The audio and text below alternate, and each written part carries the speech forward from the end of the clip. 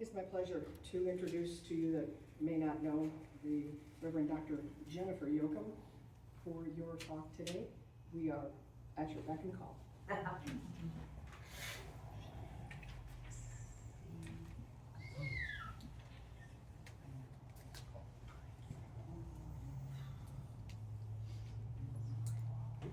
Good morning, everyone. Good morning. I sent a note to Kate, Reverend Kate Lord, to ask her if I could use her poem for today. And she said, you know, they're going to love you. And I said, I think they already do, so we're going to today, I have written the sermon 3 times, and then yesterday.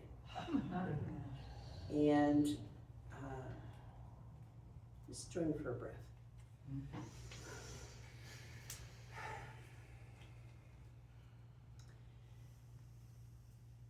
May the words of my mouth and meditations of all our hearts be acceptable to you, Holy One. May more light and more truth break forth from your words. Amen. You all this past month have been working with the theme resistance, and that can look like a lot of things. I'm going to take us through 3 different ideas around resistance. And the first one is a little woo-woo, so it only lasts for a few minutes. Okay, I'm just going to put it out there. It only lasts for a few minutes. Little visualization effort, because one of the things that we are all dealing with is, or many of us are dealing with, are feelings about what has been going on in Minneapolis and Portland and other parts of our country. And sometimes those feelings look so big and so scary. It's hard to know what to do with them. So I want to take a few moments to give you a tool, a practice to help deal with some of those feelings. So I'm going to invite you, you can close your eyes if you want, keep them open if you want. But we're going to invite a space where we feel safe and grounded. And with all of those feelings, I want you to invite them kind of standing in a room with you, in a dojo, if you will, kind of an open space. And I want you to just, if you could, name out loud into the room just one of the feelings that you've been dealing with. Sadness.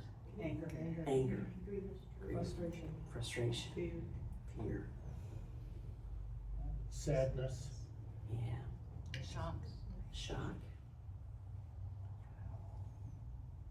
Betrayal.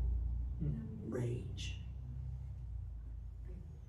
And I want you to look out across that open mat in that dojo space, and with that feeling that you have named, I want you to look at it.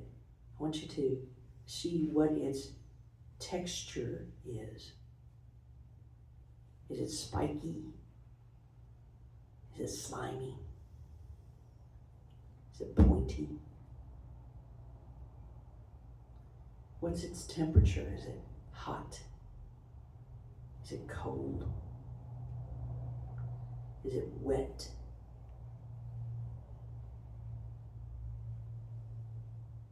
I want you to invite that feeling to come forward to the middle of that mat in that dojo space.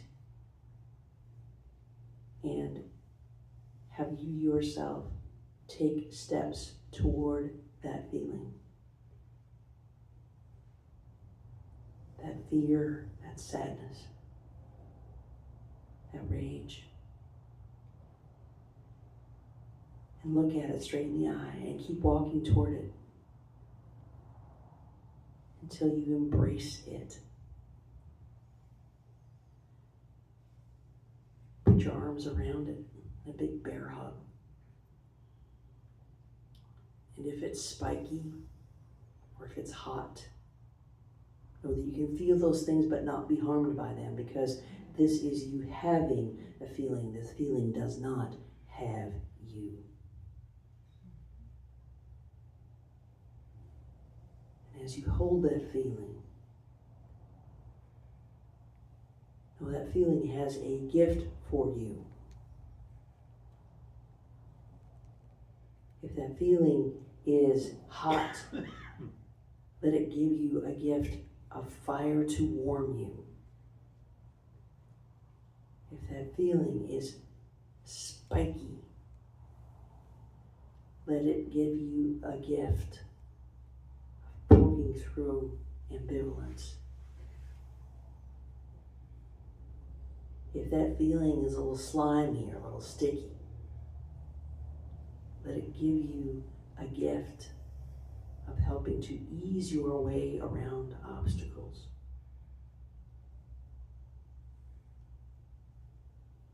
Receive the gift of that feeling.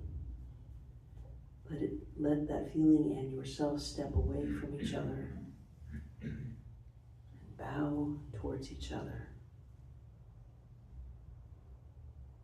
And return to where you started with that gift. Tell the other feelings that they can take their turn later on. Okay? And return to this space.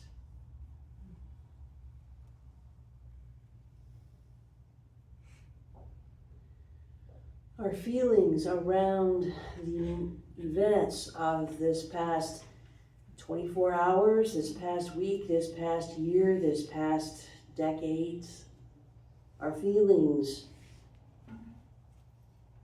give us information to work with. We need not be afraid of them.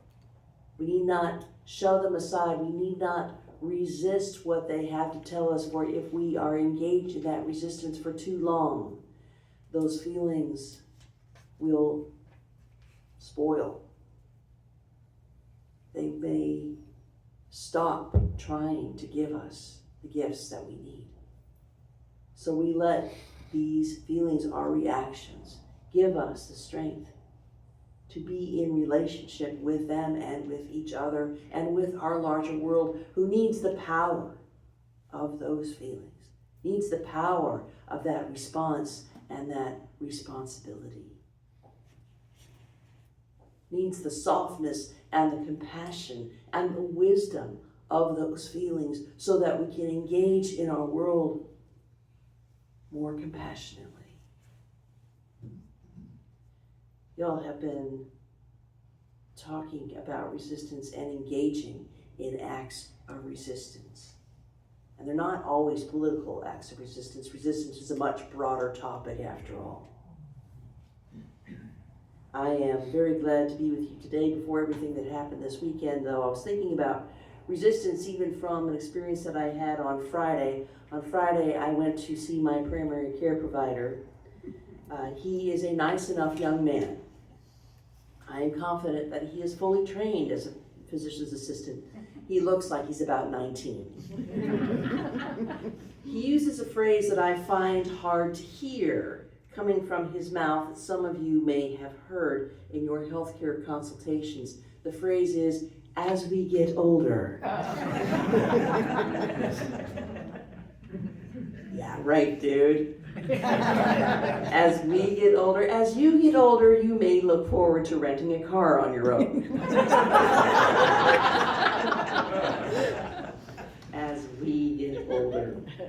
And that is my internal resistance talking. I have a teacher who used to say that upset comes when something occurs, and then we place a meaning on that which has occurred, and then we resist the meaning that we have placed on that event. I have this idea of myself as being strong and agile and able to run up and down flights of stairs, confident in my ability to remember more than 2 items when I go to the grocery store. Those days are gone. I feel from your laughter that some of you may be in the same boat.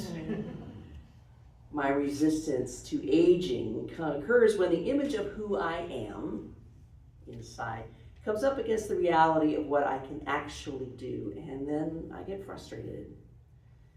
And what I'm experiencing, I think, for many of us, that resistance comes out of some kind of upset. We feel like something should be some way, and then it is not that way, and we either get righteously angry or grumpy.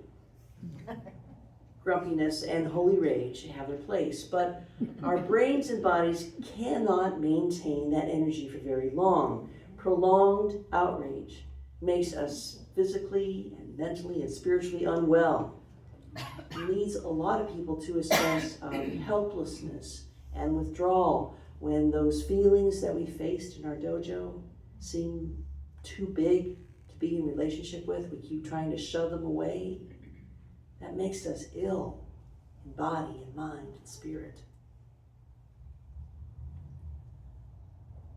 We think about resistance and what we are facing, and I don't know about you, but I'm really getting exhausted of being at the tail end of upsets that occur. And I wonder if we could look at some ways to avoid that sense of floundering about trying to figure out how to respond to bad things after they occur, and instead get ahead of the curve. To think of resistance as a spiritual practice, of something that might take place in advance of the crisis. I ask myself the question, what if we could get to that heart of resistance by thinking about who it is we want to be and who it is we want to become every day, not just what we say no and no and no and no and no to. I love your prayers for your Unitarian Universalist ministers who went to Minnesota in this past week. You were joined there by a number of people from my tradition, United Church of Christ. About 600 ministers went to, of various different traditions, went to Minnesota, and after they had engaged in their various forms of protest, went back to an airport, to the Minneapolis airport, and about 100 of them were arrested at the airport. Oh.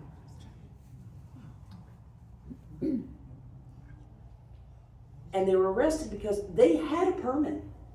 They did it right. They had a permit. But the number of people who showed up exceeded the permit figures. And so you saw all these pastors in their stoles and all that, zip tied together to get on a bus because too many of them showed up. And I find I'm like, we keep trying to do this right. We keep trying to do this right, and it just still feels so wrong. Too often in the past year, we find ourselves reacting from the back foot. Feels like we get smacked in the gut with some kind of awful policy, and then we scramble about trying to figure out how to respond. And we reel from crisis to crisis, from outrage to outrage, saying we are against this or that or the other, and the after effect kind of scramble means that resistance feels hasty, disorganized, unsustainable, and exhausting. Can I get an amen? Amen. Reactionary resistance is draining. For me, this jumping around from yesterday's dose of daily outrage to today's dose of more of the same, but now with even more terror, creates despondency and paralyzing grief. And I've been thinking about, what can I do not to be constantly at the tail end of outrage? How can we collectively and proactively decide who we are or who we want to be in the world, rather than thrashing about deciding who we're not? So this is an existential question, right? Who are we in the world? Who do we want to be? And there's a lot of input trying to tell us who we should be. Religious and civil society tries to shape our identities by giving us creeds or oaths. Every city council meeting in the city of Florence starts with the Pledge of Allegiance. We get bombarded with advertising telling us what we should want, how we should live. We get volumes of laws telling us what we can't do, and Hallmark movies telling us what we should want to do. But outside of college philosophy classrooms, I don't know of many people who sit down and proactively try to figure out who they are or who they're becoming, unless they're in a diagnosed therapeutic setting, which suggests that something is wrong with them. I think there might be another way to look at being in resistance, and I've tried to call it resistance in advance, and that felt silly, so I'm just calling it the heart of the matter, which means having actual conversations, not emails and blogs and bits of podcast shuttled around over the internet, but having actual conversations about important ideas before something happens to set our hair on fire. The heart of the matter, again, trademark pending.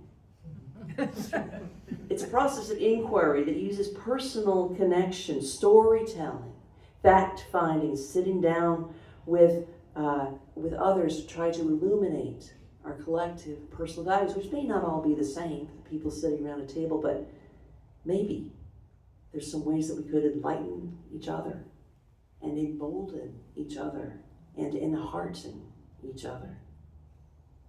So here's what this would look like. It might look, and you need to put on your rubber gloves for this, sitting down with a copy of Project 2025, published for our enjoyment.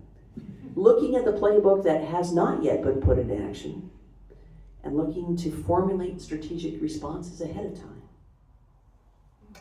Or it might look like going more local, and looking at the challenges to our school system in Florence. Or maybe looking at patterns of attendance right here at FOOF and seeing who's here and who's not, and how we'd like to make that different.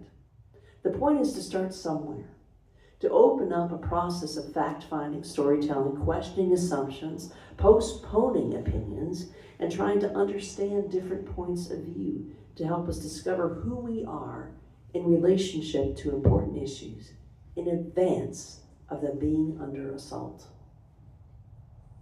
These reflections may illuminate paradoxes and inconsistencies that we're totally okay with. That's fine. Friends, in these dark days, we cannot carry the light of hope on our own. The purpose of gathering and worship and fellowship is to bring our flickering, guttering, sputtering candles together so that we can all find illumination and strength with each other. When the light in you greets the light in me, both of us shine more brightly. We are fueled by the truth we seek and the wisdom available to us and the hope that we hold in each other's hearts. So after worship today, I'm going to host a 25-minute practice sections to try to get to the heart of the matter. Now, when I was first writing this, like I said, this is the third or fourth time I've written the sermon, Greenland was the topic.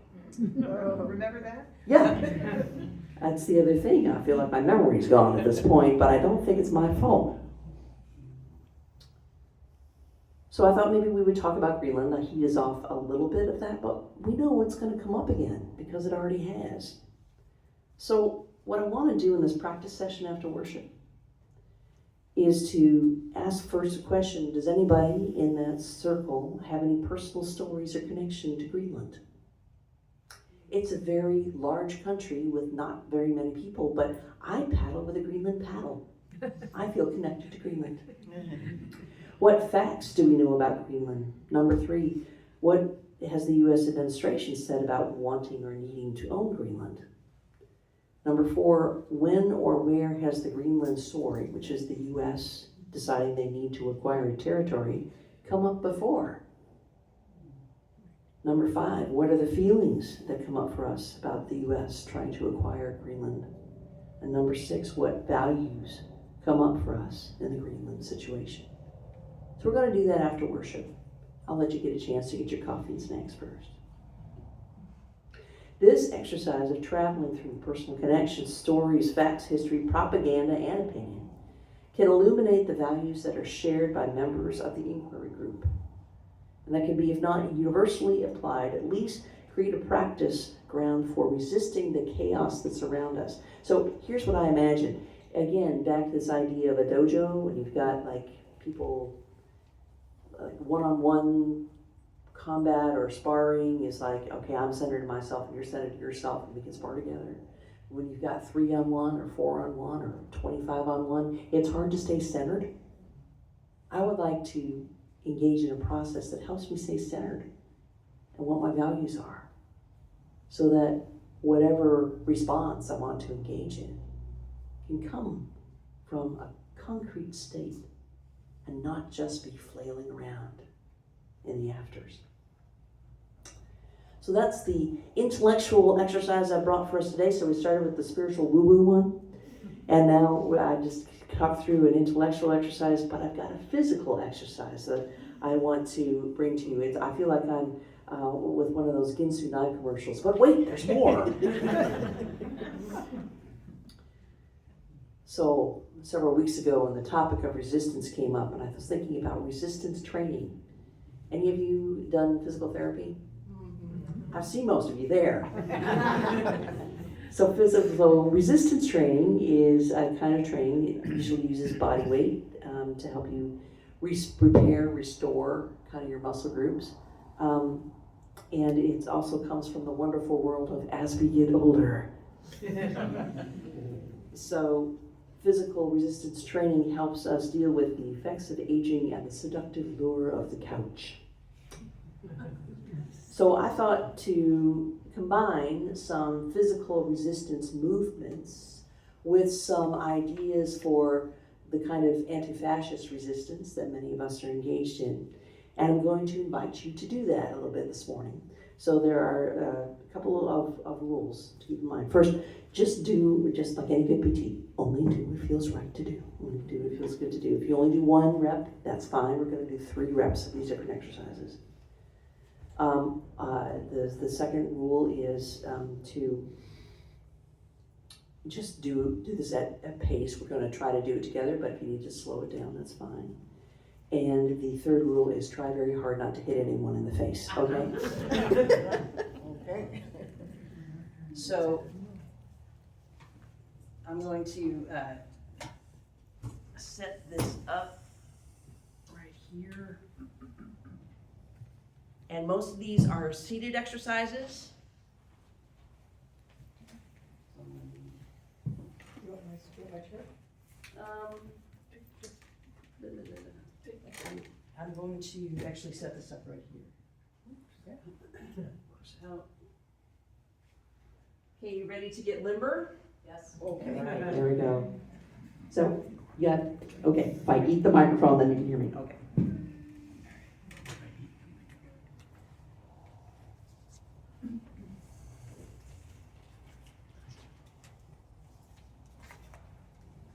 Okay, the first exercise is a sit to stand. Okay, and what you're going to sit to stand and try not to push yourself up or use the chair in front of you. Just sit to stand. Like I say, if you only do 1 rep, that's fine. And if you don't want to do it at all, that's fine too. It's challenge by choice. So the first is to stand up against lies and immoral tactics. And sit down in your truth. Okay, next is to stand up to protect vulnerable communities. And to sit down in your truth. And the third is to stand up for democratic values and practices. Yeah, hands in the air, right? And to sit down again in the love that you have and that you are. All right. This one you don't have to stand up. This is seated bent over rows, okay? So you're going to, from your seated position, you're going to bend over to pick up, metaphorically, to pick up and tools you use to create community and abundance. Sit up. So pick up the tool used to create community and stand and sit up again, and then to bend over to pick up the phone to organize. And then you go to pick up and share reporting from independent media. All right? Good. All right. Now we're going to do the torso turn and twist. Oh. Okay? Torso turn and twist, okay? So for this one, you're going to wrap up in love and self-care strategies. Wrap up. And then turn to your neighbor And then kisses are allowed. And then you're gonna open your arms to new possibilities, and then fold up again and turn towards strangers and unmet friends. So you're gonna open up again, and you're going to wrap up and turn towards organizations and social connections. And more kissing on the pulmonary now. And then open up, fold up again, and turn toward opposite and different points of view with compassion. Yeah. And you're gonna open up and say thank you. All right. We're gonna do arm raises and lowers, okay? All right. Lift up a compelling vision of who we want to be in the world. Yes, and bring that down again. We're going to lift up our release of rage and grief and let that go. We are going to forgive whoever, whatever needs to be forgiven, starting with ourselves, and let them go. And we are going to lift up prayers for compassion and wisdom for all of our current political administration. Lift up prayers for them. Yes. Every day, my friends. Every day. And set that into the universe. Okay, it's our last exercise, okay? Seated marching. Yeah. We affirm the long duration of this battle. We affirm that we are in this together. We affirm the spirit of love, justice, and compassion that is with us. We are marching in the light of God. We are marching in the light of God. We are marching in the light of God. We are marching in the light of God. We are marching. We are marching.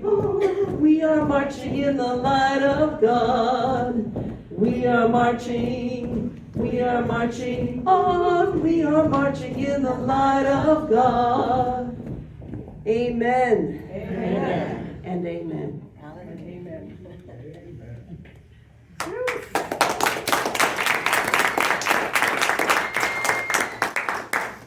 Remember, friends, as much as this resistance can be exhausting and draining, it can also be inspiring and empowering. And remember that the last act of resistance is joy. Yes. And that is where we're going to start next Sunday when we talk about resilience. Sound good? Yes. All right, there we go. Thank you.